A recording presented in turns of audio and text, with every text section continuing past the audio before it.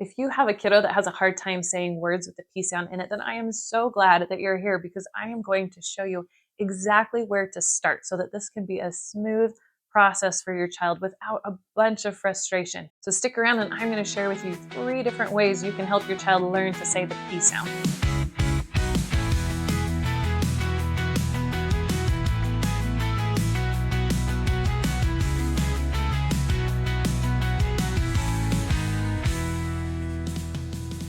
Now, when teaching kids to say any speech sound, it is so important that we follow a step-by-step process. And in this process, what it does is it goes from the very basic level of learning a speech sound and gradually helping our kids build those skills until they're able to use any sound at the highest levels of communication. And so in this video, I am showing you the very first basic and foundational skill, which is teaching them the P in isolation, or the P all on its own. So here are 3 different ways that you can help your child learn to make the P sound. Number 1 is lips together and to form a puff of air. So when teaching your child this, you could say something like, okay, we're going to practice making the P sound. What we're going to do is we're going to put our lips together and we're going to build up air behind our lips. We're going to push that air out in a puff. The second way is to put your hand up by your mouth. Now what this is it's a hand cue that helps kids to recognize when that puff of air is coming out. So 2 different ways that you can do this is 1, you can have your child put their hand up by your mouth and you make the sound so that they feel the puff of air on your hand. And then you can have them put their hand up to their mouth and see if they can create that sound and feel the puff. So then as you go on and you're practicing and they're starting to be able to do that, just that motion of putting your hand up by your mouth can help them remember how to make the sound. Then number 3 is a whisper. Now with this one, I usually only use it if the child is making a B sound instead of a P. So they might say something like big instead of pig, or buy instead of pie. And with the P and the B, they're made the exact same way. The only difference is that the B, the voice is turned on, or the vocal folds are vibrating. So you'll notice P and B are very similar.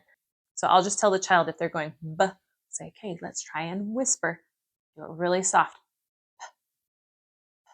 And a helpful tool that you can use when you're working on helping your child to say the P is to use a mirror. And what this does is it helps your child be able to look in the mirror and see, are they getting their lips together and making that P sound? And also you can hold the mirror close to your mouth so that your child can see you model it correctly and then easily look just right over here to see how they're doing it. Are they doing it the same way that you're doing it?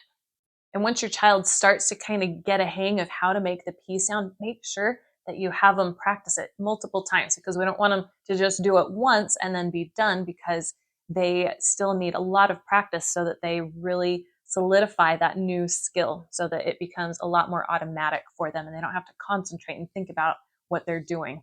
And I bet when you think about practicing something like this with your child, you're probably thinking this is going to be so tedious and possibly boring for our child. But guess what? It does not have to be.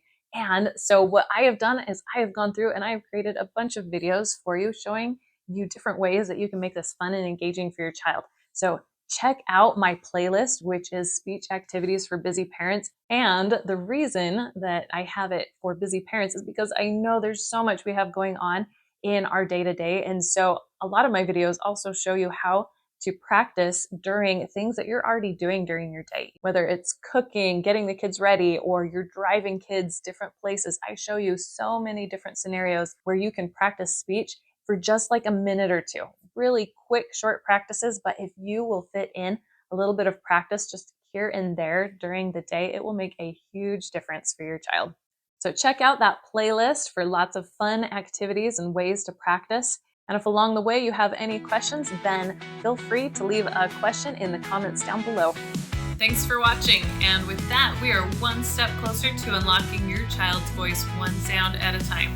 Now, I hope you will try that out this weekend and let me know in the comments down below how it goes and if you have any questions. I hope that you will share your goodness with someone today, and I will see you in the next one.